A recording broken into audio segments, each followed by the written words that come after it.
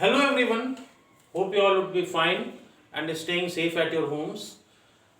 In previous video we had started a new lesson, first lesson actually of grammar, that was sentences and phrases, and we had discussed some basic rules, some fundamental rules for framing the sentences. Today we will be moving ahead and we will be studying how many types of sentences are there. But before knowing about the kinds of sentences, we will be studying something about object. In the previous video, I explained you what is subject. Subject is the doer of any action. किसी भी हमने पहले ही बताया कि कोई भी sentence हो रहा, कोई भी सेंटेंस हम लिखेंगे, कोई भी वाक्य हम बनाएंगे, तो उस वाक्य के अंदर कोई ना कोई एक्शन हो रहा होगा. ऐसा हो ही नहीं सकता कि किसी सेंटेंस के अंदर कोई एक्शन हो ही ना. तो एक्शन होना इज कंपल्सरी. बिना वर्ब और एक्शन होना मतलब वर्ब इज देयर, और जब वर्ब इज देयर और group of words is there और उसमें वर्ब भी है और उसका हमको पूरा मतलब निकल करके आ रहा, पूरी मीनिंग निकल करके आ रही है, आधी अधूरी मीनिंग निकल करके नहीं आ रही है, तो that is called a sentence. अब सेंटेंस में जब उसमें वर्ब है, तो वर्ब है, एक्शन हो रहा है, तो एक्शन हो रहा है तो ये भी तो पता होगा कि एक्शन करने वाले भी हैं उसके अंदर. खुद से तो कोई एक्शन नहीं होता, कोई भी एक्शन खुद से नहीं होता जब तक कि उसके साथ कोई उस काम को करने वाला कोई व्यक्ति या कोई ऐसा माध्यम ना हो, तो वो एक्शन खुद से कैसे हो सकता है. तो हम कभी भी कोई सेंटेंस होगा तो उसके अंदर वर्ब होगा, और वर्ब होगा तो सब्जेक्ट भी होगा, क्योंकि हमने बताया है कि देयर इज अ सब्जेक्ट. बिना एक्शन के वर्ब सेंटेंस नहीं बनेगा, और जब एक्शन होगा तो एक्शन को करने वाला भी होगा, और जब एक्शन को करने वाला होगा तो वहां पर सब्जेक्ट होगा, क्योंकि एक्शन को करने वाला ही कर्ता होता है और कर्ता को ही हम सब्जेक्ट बोलते हैं. और हमने ये भी बताया कि वहां पर सब्जेक्ट भी होगा, वर्ब भी होगा, और उसका पूरा मीनिंग निकल करके आएगा, तो वो सेंटेंस होगा. लेकिन सेंटेंस तो होगा, लेकिन कभी कभी सेंटेंस हमको मिलता है सुनने के लिए. Most of the time we get the sentences, लेकिन उस सेंटेंस में हमको ये लगता है कि इस सेंटेंस में थोड़ी बहुत और बातें होनी चाहिए थी, हालांकि हमको उसका फुल मीनिंग निकल करके आ गया. जो सेंटेंस को फुलफिल करने की जो कंडीशन है, all the whole of the condition is fulfilled.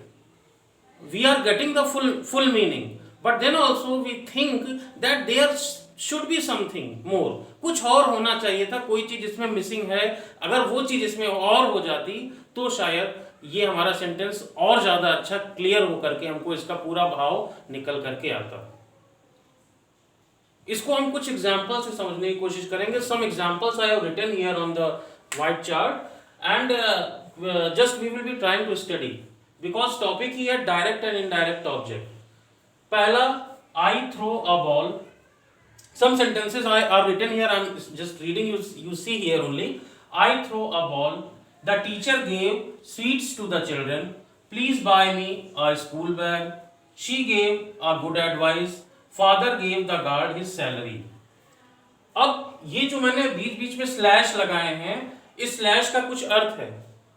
इस स्लैश का अर्थ ये कि जो अ बॉल हमने लिखा है, इसको अगर हम भूल जाते हैं, केवल हम आई थ्रो करते हैं, if I am writing only I throw, तो आई थ्रो का मतलब होता है मैं फेंकता हूं. तो ये भी ग्रुप ऑफ वर्ड्स है, लेकिन और इसका पूरा कंप्लीट मीनिंग भी हमको निकल करके आ रहा है. इसमें वर्ब भी है और who is throwing, I am throwing, subject भी है, वर्ब भी है, इसका ग्रुप ऑफ वर्ड्स भी है और कंप्लीट मीनिंग भी निकल करके आ रहा है. तो I throw is a sentence. लेकिन अगर मैं किसी से कहूं आई थ्रो, सेंटेंस तो है लेकिन उसका हमको पूरा भाव नहीं समझ में आ रहा, मुझको लगता है कि इसमें कुछ और होना चाहिए था. आई थ्रो, क्या थ्रो, मुझको ये सोचना चाहिए कि क्या किस चीज की बात हो रही है. तो अगर हम उसके सामने अगर लगा देते हैं अ बॉल, तो ये इसकी कंप्लीट मीनिंग को निकाल करके सामने ला करके रखता है, जो कि उस एक्शन को कंप्लीट करता है, उसका फुल मीनिंग देता है. और यही जो हमारा जो लास्ट में ऑब्जेक्ट होता है, जिसके ऊपर हमारा एक्शन परफॉर्म हो रहा है, जो हमारा एक्शन परफॉर्म हो रहा है जिस चीज के ऊपर हो रहा है, that is called object. Upon which thing the action is performed, that is called object. I throw a ball, तो यहाँ पर I throw is a sentence, but a ball जब हम इसको लगा देते हैं तो ये पता चलता है कि ये throwing का एक्शन किस चीज के ऊपर हो रहा है और इसका पूरा मीनिंग हमको निकल करके सामने आ जा रहा है. That is why I throw a ball एक कंप्लीट सेंटेंस है. और यहाँ पर अ बॉल जो है जिसके ऊपर हमारा एक्शन परफॉर्म हो रहा होता है, दैट इज कॉल्ड ऑब्जेक्ट. ये अ बॉल ऑब्जेक्ट है, यही है ऑब्जेक्ट. ऑब्जेक्ट में हमको कुछ भी नहीं करना है. जिस चीज के ऊपर हमारा वर्ब, हमारा एक्शन परफॉर्म हो रहा है, जो व्यक्ति परफॉर्म कर रहा है वो तो सब्जेक्ट है, बट जिसके ऊपर हमारा एक्शन परफॉर्म कर रहा है दैट इज कॉल्ड ऑब्जेक्ट. लेकिन अब यहाँ पर ऑब्जेक्ट समझने की बात है कि हमारे पास दो तरह के ऑब्जेक्ट होते हैं. जिस चीज के ऊपर एक्शन परफॉर्म हो रहा है वो तो डायरेक्ट ऑब्जेक्ट है, लेकिन जो उस एक्शन का लाभ उठा रहा है दैट इज इनडायरेक्ट ऑब्जेक्ट. कभी कभी एक ही सेंटेंस के अंदर दो ऑब्जेक्ट हो सकते हैं, डायरेक्ट ऑब्जेक्ट और इनडायरेक्ट ऑब्जेक्ट. तो डायरेक्ट ऑब्जेक्ट और इनडायरेक्ट ऑब्जेक्ट को हम कैसे पहचान सकते हैं? How can we bifurcate that in a given sentence which word is a direct object and which the word is a indirect object? तो डायरेक्ट ऑब्जेक्ट वो होता है, that word is direct object upon which the action is being perform. जिसके ऊपर हमारा action perform हो रहा है दैट इज डायरेक्ट ऑब्जेक्ट. और जो उस एक्शन, जिस चीज के ऊपर एक्शन परफॉर्म हो रहा है और उससे जो व्यक्ति लाभ उठा रहा है, that person is called indirect object और that thing is called indirect object which is getting benefited. जैसे अगर मैं यहां पर कहूं please buy me a school bag. अब यहां पर अगर मैं मी और स्कूल बैग भूल जाऊं, केवल मैं कहूं प्लीज बाय, ये ग्रुप ऑफ वर्ड्स है, इसमें प्लीज बाय में सब्जेक्ट भी है, यहां पर यू नहीं लगा हुआ है. यू प्लीज बाय अगर हो, यू यहां पर हिडन है. यहां पर वास्तव में इसका मतलब यू प्लीज बाय, लेकिन यहां पर यू हिडन है तो यहां पर सब्जेक्ट भी है यू और यहां पर बाय भी है वर्ब. तो इसका मतलब you please buy it is a sentence, लेकिन इसका हमको पूरा मीनिंग नहीं आ रहा है. तो हम किस चीज की बात कर रहे हैं? क्या चीज हमको अगर खरीद दिया जाए, किस चीज के ऊपर हम एक्शन परफॉर्म करने की बात कर रहे हैं? तो अ स्कूल बैग. तो अगर यहां पर होता please buy a school bag तो ये हमारा ये कंप्लीट सेंस निकल करके आता, मी ना होता. अभी हम केवल मी की बात नहीं कर रहे हैं, अभी हम कह रहे हैं please buy a school bag. तो ये पूरा एक्शन, इसका पूरा हमको वर्ब, इसका मीनिंग निकल करके आता और ज्यादा उस सेंटेंस की स्थिति क्लियर होती और क्लियर होता वो सेंटेंस. और अ स्कूल बैग यहां पर डायरेक्ट ऑब्जेक्ट होता. लेकिन यहां पर उस चीज को तो क्लियर है, लेकिन इसको हम और ज्यादा क्लियर कर रहे हैं. Please buy me a school bag. अब यहां पर दो ऑब्जेक्ट हो गए, एक मी हो गया और अ स्कूल बैग हो गया. यहां पर please buy a school bag मतलब इस चीज स्कूल बैग के ऊपर हमारा एक्शन परफॉर्म हो रहा है. क्या चीज बाय करना है? स्कूल बैग हमें खरीदना है. तो इसी के ऊपर हमारा एक्शन हो रहा है, खरीदने का एक्शन बैग के ऊपर हो रहा है. That is why it is direct object. और जो इससे लाभ उठाएगा, किसके लिए बैग खरीदना? मेरे लिए. तो me it is indirect object. जो व्यक्ति इससे लाभ उठा रहा है दैट इज इनडायरेक्ट ऑब्जेक्ट. इसी तरीके से यहां पर अगर हम आते हैं, शी गेव, उसने दिया, ये भी कंप्लीट सेंटेंस है, यहां सब्जेक्ट भी है, वर्ब भी है. लेकिन इसको हम और क्लियर अगर कर लें, अ गुड एडवाइस. तो यहां पर अ गुड एडवाइस क्या दिया? Good advice.